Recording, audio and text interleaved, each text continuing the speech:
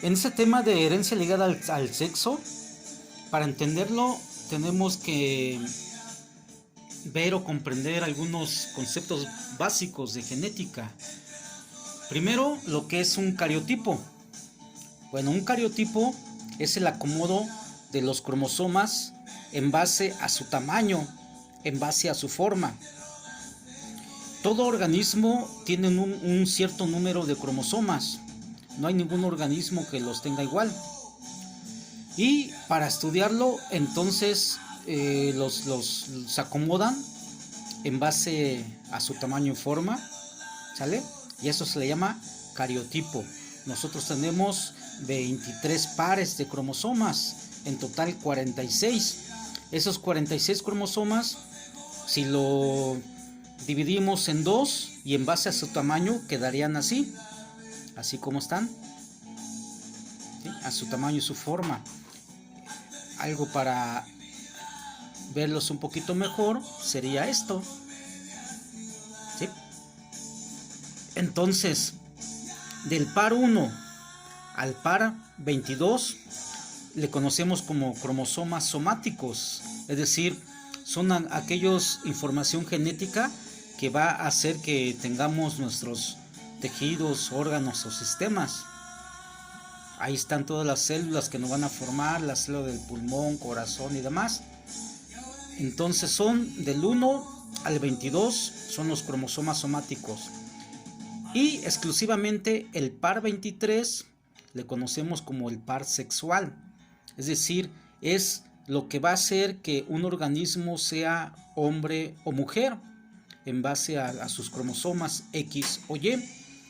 Y de ahí entramos en lo que le conocemos como la teoría de Sutton y Morgan, que es la determinación del sexo.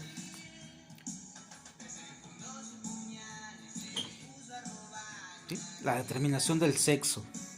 Bueno, ya en base a esos estudios que hicieron estos investigadores, se dieron cuenta que las células sexuales, que es el óvulo y el espermatozoide, tenían dos tipos de cromosomas. El óvulo se dieron cuenta que tiene cromosomas X, pero en cambio los espermatozoides, había dos tipos de espermatozoides, unos que tienen cromosoma X y otros que tienen cromosoma Y. Y si lo vemos acá, pues entonces nos vamos a dar cuenta que el cromosoma X es más grande que el cromosoma Y. Es decir, por lógica, el cromosoma X, al ser más grande, pues tiene más espacio para tener información genética. Prácticamente los cromosomas sexuales tienen la información para dar las características sexuales primarias, ya sea de mujer o de hombre. El cromosoma X de la mujer, aparte de tener la información de las características sexuales de la mujer, pues también tiene espacios para tener otra información genética. En este caso hablamos de enfermedades que pudiéramos tener, como la deficiencia para ver los colores, incapacidad de la coagulación de la sangre, otras también como por ejemplo anormalidades aquí en el corazón, glaucoma juvenil, también algunas formas de retardo mental. Eso lo podemos encontrar en el cromosoma X. En cambio, el cromosoma Y, al tener un espacio muy pequeño o al ser muy pequeño, prácticamente tiene la información genética para dar las características sexuales masculinas. Y bueno, en base a esa teoría de Sutton y Morgan, entonces es como se dieron cuenta de cómo es que un organismo es hombre o es mujer, o macho o hembra. Entonces, si ya se dieron cuenta que la mujer en ese par 23 tiene cromosoma X y el hombre en ese par 23 puede tener dos chances, es decir, su espermatozoide puede ser X o puede ser Y. Eso depende entonces de que en el momento de la fecundación, qué tipo de espermatozoide va a fecundar al óvulo. El óvulo nada más tiene un cromosoma X, nada más. El espermatozoide hay de dos variantes, hay dos chances, dos formas, X y Y. Entonces, se dieron cuenta que cuando un espermatozoide X fecundaba al óvulo, se originaba una mujer o una hembrita, y cuando un espermatozoide de tipo Y fecundaba al óvulo, entonces se originaba un niño, ¿sí? O un macho en los animales. Y a esto se le llama determinación del sexo en base a la teoría de Sutton y Morgan. ¿Sale? Recopilando, la mujer solo en sus óvulos nada más tiene un cromosoma X. El hombre, en esos 300 millones de espermatozoides que avientan la eyaculación, pues hay muchas variantes, ¿sí? A lo mejor hay 1 millón de X, a lo mejor hay 200 de Y. Y entonces, en base a quién llegue primero a fecundar al óvulo, es como va a originar a un organismo, ya sea hombre o mujer, o macho o hembra en los animales. Esa es la teoría de la determinación del sexo de Sutton y Morgan. Ahora, el siguiente punto es la herencia ligada al sexo. Y aquí hace referencia, en especial, ya les comenté que del par 1 al par 22 hay información genética. Eso ya se verá en otro tema. Pero exclusivamente aquellas anormalidades que haya en el par 23, es decir, en los cromosomas sexuales, a eso se le llama herencia ligada al sexo, ¿sí? Y sexo no lo vamos a entender aquí entonces como la relación sexual, sino como aquellas alteraciones que están en el cromosoma del par 23, ya sea en el cromosoma X o cromosoma Y. Por ejemplo, en ¿qué sería el organismo? ¿Qué sexo? Macho.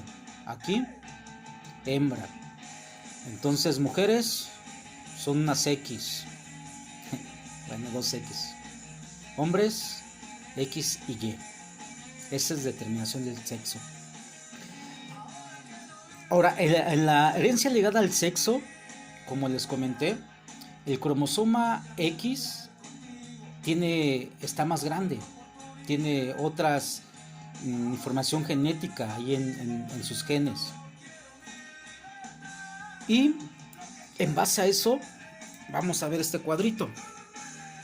En las enfermedades que puede transmitirse a través de los cromosomas sexuales, prácticamente son dos: el daltonismo, que es la incapacidad para distinguir ciertos colores, y la hemofilia, que es que su sangre no puede coagular, es decir, con un cortecito, con un rasguño, pues ya se andan muriendo por desangrado.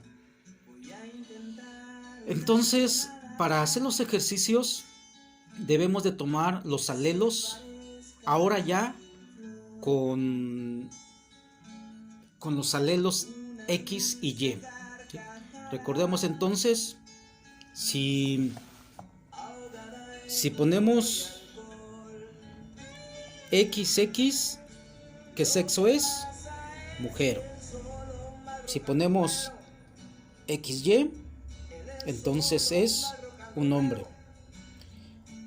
Y arriba, como exponente, le vamos a poner la letra de la anormalidad o de la enfermedad. Por ejemplo, la H es de hemofilia.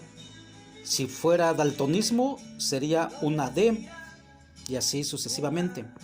En este caso, si es la H, estamos hablando de que la enfermedad es hemofilia. Bueno, estas enfermedades, daltonismo, hemofilia, son enfermedades recesivas, pero que están exclusivamente en el cromosoma X. Son recesivas. Entonces recuerden, para que una enfermedad recesiva se manifieste, ¿qué debe de pasar? Pues que las dos X tengan una, ¿cómo le llamaremos? Una H minúscula. Si ponemos H mayúscula, significa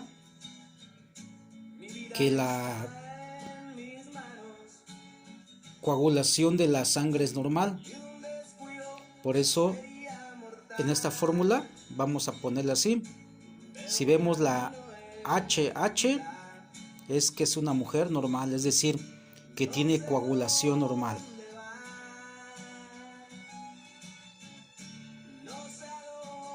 Si vemos una H minúscula, en automático ya sabemos que la mujer no se va a enfermar, porque aquí tiene el alelo mayúscula, que es dominante.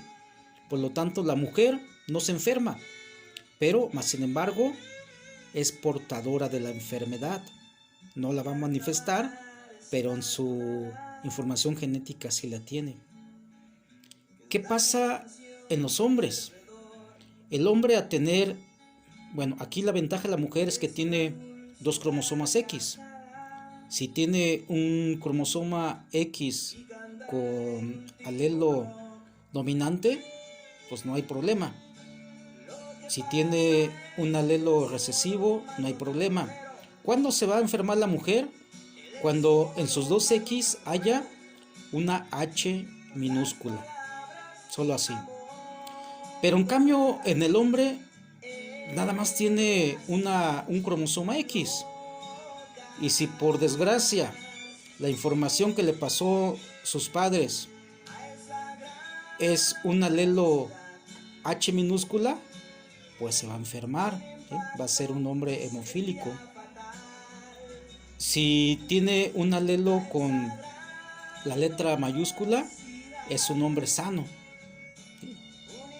Por eso, en este tipo de enfermedades, por se llama herencia ligada al sexo, lo más común es que el hombre sea quien se enferme. ¿Por qué? Pues porque nada más tiene una X, nada más tiene una chance. En cambio, la mujer tiene dos chances de que no se enferme. ¿Sale? Por eso vemos que la mayoría de esas enfermedades se dan en los hombres. ¿Cuándo han visto una mujer calva? Es muy rara. La calvicie también es una enfermedad ligada al sexo. Por eso los hombres, por eso hay más cantidad de hombres calvos. ¿Sale?